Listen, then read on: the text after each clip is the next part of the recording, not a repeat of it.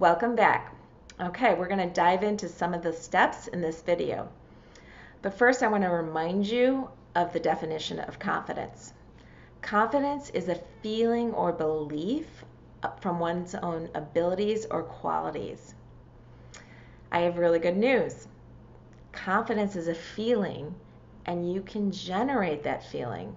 Our thoughts create our feelings. So if you're not confident in a particular area, it's because you're probably thinking some unhelpful thoughts.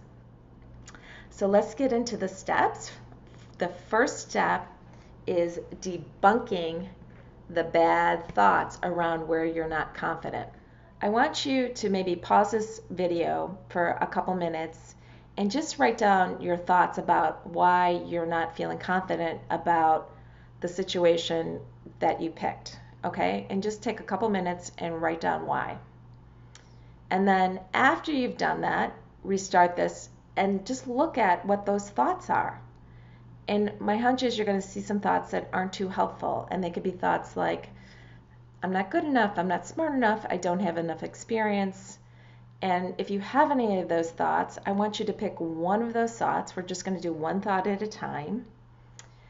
And then I want you to notice that thought, pick that thought, and then notice how it makes you feel. For example, if the thought is, I don't have enough experience, like my client, we'll call Ellen, thought when she was going for a promotion, she said, I don't have enough experience.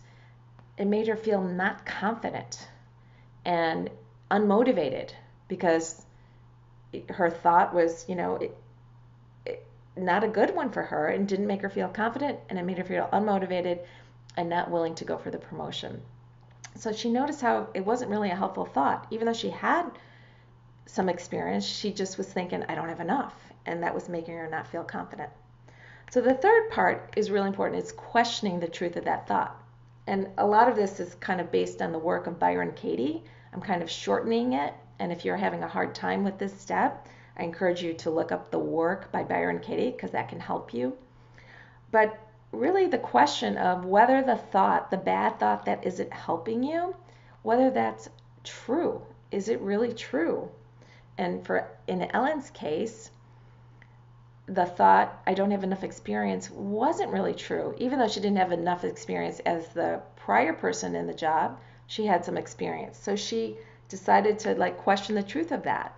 And that was really helpful in moving her forward.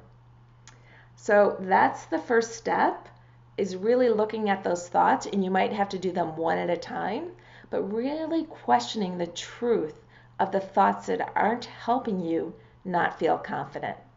On to step 2. Now, after you have gotten rid of those thoughts that aren't helpful for you in your situation, you now want to do step 2, which is to find believable thoughts for you, okay?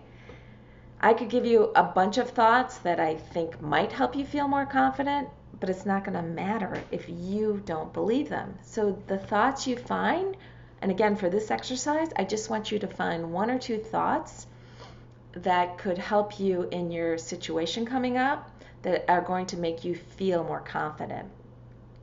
There's 2 little mini exercises that can help you do this. One is you can ask, what would a really confident person think in this situation? So you can just pretend, you might want to pause this video, close your eyes, and just for a couple minutes imagine, what would a really confident person think in the situation that I'm dealing with? Again, I'm using my client Ellen, who was seeking a promotion. She did this and she thought, well, they might think I'm smart and capable. I'm very qualified to do this job. Of course they want me in this position. Why wouldn't they? When she was able to kind of generate the thoughts of what this really confident person would think, Ellen was able to think of some thoughts for herself that she could say, I think I could believe that. For instance, she could believe I'm a really smart and capable person. So that was a thought that Ellen focused on. I'm really smart and capable. That really helped her generate the feeling of confidence. If that's not helping you, another little exercise could help you, again, generate believable thoughts for you. you pick an area of your life where you are confident. You might be a confident mom or a confident tennis player.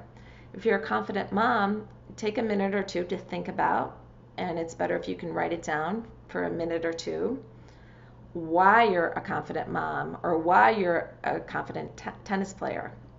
My hunch is you're going to come up with some thoughts that might be helpful and that you can borrow from that area and use it in the area where you're not confident. For instance, if you feel like you're a confident mom, it may be because you think, well, I trust my gut, or I know what I'm doing. If you're confident at a sport like tennis or something, it may be because I practice. I've studied tennis. Again, you're just looking for thoughts that you can borrow to apply in your situation where you want to be more confident. The point of this exercise is to find believable thoughts for you to help generate the feeling of confidence for your upcoming situation. Okay, step 3. Step 3 again is about your mindset. It is being okay with failure. Yes, it is okay to fail. I know it's way easier to say than to really adapt, but it's really something that is so important if you're going to reach your goals, that it's okay to fail. I want to give you a few examples of some famous people who are very successful who failed a lot, and yet they've been super successful because they kept trying. For example, Michael Jordan, some people consider the greatest basketball player of all time, was cut from his high school basketball team. He said he missed more than 9,000 shots in his career. He attributed his success to failing over and over again.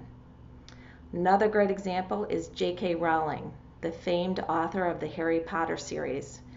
She was unemployed and had her manuscript rejected like 12 times before finally someone said yes. And now she's a billionaire author and writing other books. Another famous example is Thomas Edison, the famed inventor of the light bulb. He did so many inventions before he finally invented the light bulb.